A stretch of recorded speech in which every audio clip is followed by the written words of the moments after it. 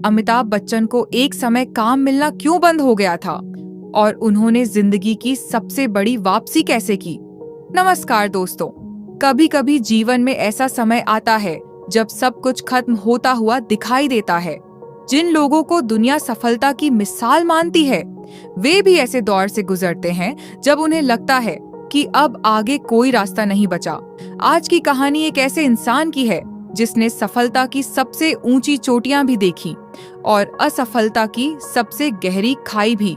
एक ऐसा व्यक्ति जिसके नाम पर सिनेमा घरों में भीड़ उमड़ पड़ती थी, जिसकी एक झलक पाने के लिए लोग घंटों इंतजार करते थे, जिसे बॉलीवुड का शहंशाह कहा गया। लेकिन एक समय ऐसा भी आया जब वही आदमी कर्ज में डूब गया। उसके पास काम नहीं था, उसकी कंपनी लगभग दिवालिया हो गई थी। लोग उसे खत्म हुआ सितारा कहने लगे थे। लेकिन फिर उसने ऐसी वापसी की कि पूरी दुनिया हैरान रह गई। ये कहानी है अमिताभ बच्चन की। वीडियो को अंत तक जरूर देखिए, क्योंकि इस कहानी में सिर्फ एक अभिनेता की सफलता नहीं, बल्कि जीवन का बहुत बड़ा सबक छिपा है। अगर आप पहली बार चैनल पर आए हैं तो चैनल को सब्सक्राइब जरूर कर लीजिए। दोस्तों, आज अमिताभ बच्चन को देखकर शायद किसी को अंदाजा भी नहीं होगा कि उन्होंने अपने जीवन में कितने संघर्ष देखे हैं। अमिताभ बच्चन का जन्म इलाहाबाद में हुआ था। उनके पिता हरिवंश राय बच्चन हिंदी साहित्य के महान कवि थे और उनकी माता तेजी बच्चन सामाजिक गतिविधियों में सक्रिय रहती थीं। घर में शिक्षा और संस्कृति का माहौल था, इसलिए किसी ने नहीं सोचा था कि यह लंबा दुबला पतला लड़का एक दिन फिल्मों का सबसे बड़ा सितारा बनेगा। कॉलेज की पढ़ाई पूरी करने के बाद अमिताभ नौकरी करने लगे। उस समय उनका सपना अभिनेता बनने का था, लेकिन रास्ता आसान नहीं था। जब वे फिल्मों में आने के लिए संघर्ष कर रहे थे, तब उन्हें कई बार रिजेक्ट किया गया। कुछ लोगों ने कहा कि उनकी आवाज बहुत भारी है, कुछ ने कहा कि उनका चेहरा हीरो जैसा नहीं है, कुछ ने कहा कि वे बहुत लंबे हैं। आज जिन चीजों को उनकी सबसे बड़ी ताकत माना जाता है, वही उस समय उनकी कमजोरी मानी जा रही थी। कई बार असफल होने के बाद भी उन्होंने हार नहीं मानी। आखिरकार उन्हें फिल्मों में छोटे छोटे रोल मिलने लगे, लेकिन शुरुआती फिल्में लगातार फ्लॉप होती रहीं। एक समय तो ऐसा था जब उनके पास रहने और खाने तक की समस्या होने लगी थी। फिर वर्ष 1973 में फिल्म जंजीर आई। इस फिल्म ने सब कुछ बदल दिया। अमिताभ बच्चन अचानक पूरे देश के सुपरस्टार बन गए। उनका गुस्सैल युवा किरदार लोगों को इतना पसंद आया कि वे रातों रात करोड़ों दिलों की धड़कन बन गए। इसके बाद दीवार, शोले, मुकद्दर का सिकंदर, डॉन, अमर अकबर एंथनी और न जाने कितनी सुपरहिट फिल्में आईं। 70 और 80 का दशक लगभग अमिताभ बच्चन के नाम था। लोग कहते थे कि अगर फिल्म में अमिताभ हैं तो फिल्म चलेगी ही। ये वह दौर था जब सफलता उनके कदम चूम रही थी। लेकिन जीवन का नियम है कि हर ऊंचाई के बाद एक परीक्षा जरूर आती है। साल 1982 में फिल्म कुली की शूटिंग के दौरान एक भयानक हादसा हुआ। एक फाइट सीन करते समय अमिताभ बच्चन गंभीर रूप से घायल हो गए। उनकी हालत इतनी खराब हो गई कि पूरे देश में उनके लिए प्रार्थनाएं होने लगीं। अस्पताल के बाहर लोगों की भीड़ लगी रहती थी। कई दिनों तक जिंदगी और मौत के बीच लड़ने के बाद वे बच गए। उन्होंने दोबारा काम शुरू किया, लेकिन यह घटना उनके जीवन को भीतर से बदल चुकी थी। इसके बाद उन्होंने राजनीति में भी कदम रखा। वे लोकसभा चुनाव जीते और सांसद बने, लेकिन राजनीति का अनुभव उनके लिए सुखद नहीं रहा। विवाद बढ़ने लगे, आलोचनाएं होने लगी। आखिरकार उन्होंने राजनीति छोड़ दी। यह फैसला सही था, लेकिन इस दौरान उनका फिल्मी करियर पहले जैसा नहीं रहा। उम्र बढ़ रही थी, नई पीढ़ी के अभिनेता सामने आ रहे थे, फिल्म इंडस्ट्री बदल रही थी। 90 का दशक शुरू हो चुका था और अमिताभ बच्चन के लिए चुनौतियां बढ़ रही थीं। यहीं से उनकी जिंदगी की सबसे बड़ी गलती शुरू हुई। उन्होंने एक कंपनी बनाई जिसका नाम था ABCL। उनका सपना था कि वे सिर्फ अभिनेता नहीं, बल्कि एक बड़े कारोबारी भी बने। कंपनी का उद्देश्य फिल्म निर्माण, इवेंट मैनेजमेंट और मनोरंजन उद्योग में बड़ा नाम बनना था। शुरुआत में सब कुछ अच्छा लग रहा था, लेकिन धीरे धीरे गलत फैसले सामने आने लगे। कंपनी ने कई ऐसे प्रोजेक्ट्स में पैसा लगाया जिनसे उम्मीद के अनुसार लाभ नहीं मिला। खर्च बढ़ते गए, आमदनी घटती गई, प्रबंधन में भी कई समस्याएं थीं।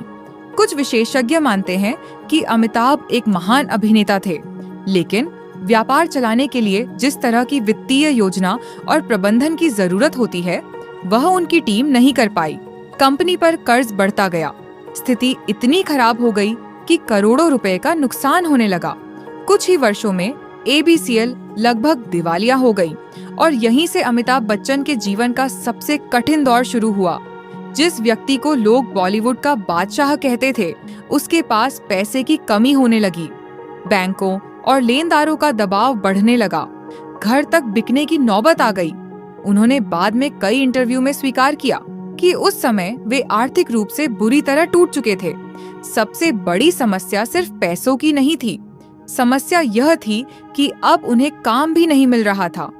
फिल्म निर्माता सोचते थे कि अमिताभ का दौर खत्म हो चुका है, नए सितारों का समय आ गया है। कुछ लोग उन्हें पुराना अभिनेता मानने लगे थे। एक समय ऐसा आया जब उनके पास कोई बड़ी फिल्म नहीं थी।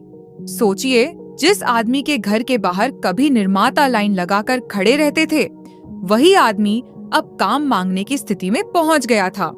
ये किसी भी इंसान के आत्मसम्मान को तोड़ सकता है, लेकिन अमिताभ बच्चन ने हार नहीं मानी। उन्होंने खुद स्वीकार किया कि उस समय वे रोज सुबह उठते और सोचते कि आज क्या करना है। भविष्य पूरी तरह धुंधला दिखाई देता था। फिर एक दिन उन्होंने फैसला किया कि परिस्थितियों के सामने झुकने के बजाय लड़ना होगा।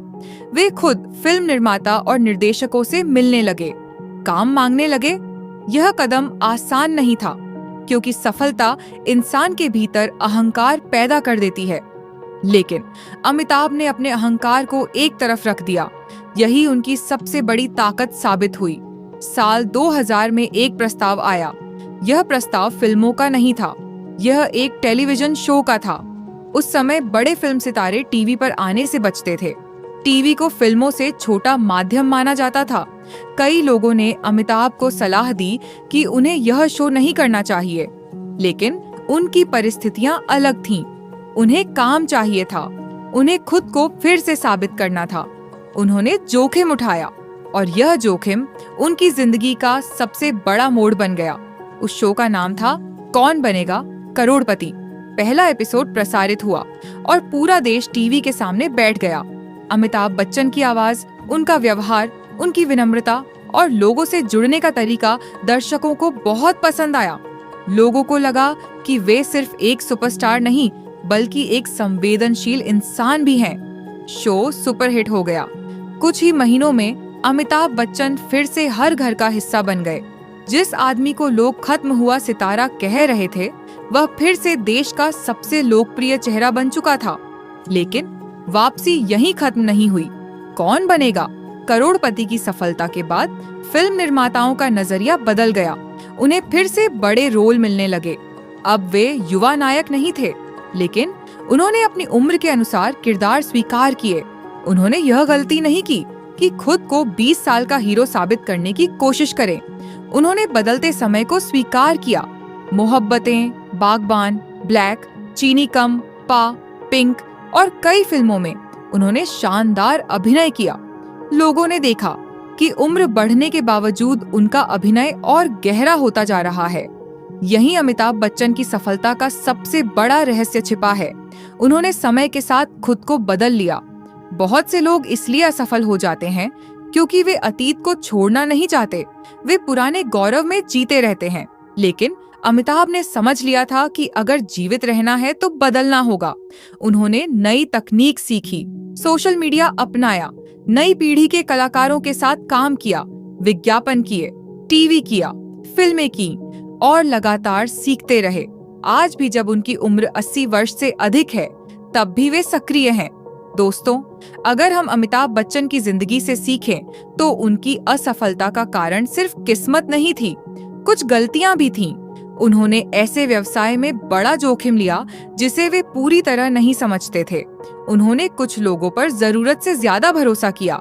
कंपनी के प्रबंधन में कमजोरियां रहीं और बदलते फिल्मी दौर को समझने में भी समय लगा।